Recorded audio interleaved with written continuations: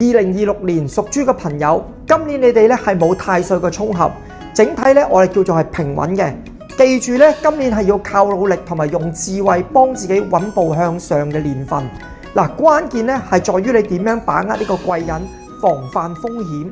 首先帶嚟嘅好消息咧，就係玉貴呢一顆咁強嘅解厄嘅貴人星，佢係代表咧，你只要你遇到困難嘅時候咧，都會有人會出手相助。喺臨危嘅關頭咧，都會咧能夠化險為夷。尤其是咧喺你事業上面咧想晉升係特別有利益嘅，好容易咧得到一啲關鍵嘅人物咧賞識同埋提攜。但係你要記住喎，好好把握呢一份助力。不過咧空星方面嘅影響咧，亦都相當之明顯。有一顆咧叫做劫煞星，係一顆咧需要咧高度警惕嘅空星。佢主要咧係講緊一啲災劫。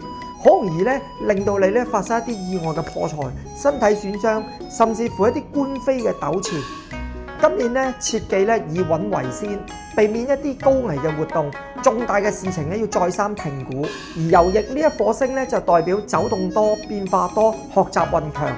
嗱，可以借助呢一股嘅力量，通過出差進修同埋接觸一啲新嘅事物嚟分散同埋化解劫煞嘅負面衝擊。嗱，總括嚟講咧，今年咧記住呢個口訣：厄玉貴，迎貴人，化險為夷，防劫煞，守為攻，穩字當頭。借右翼，多走動，以動制靜。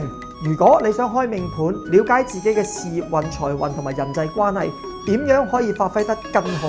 記得分享同埋留言2026運勢，老師會協助大家。記得 WhatsApp 我啦。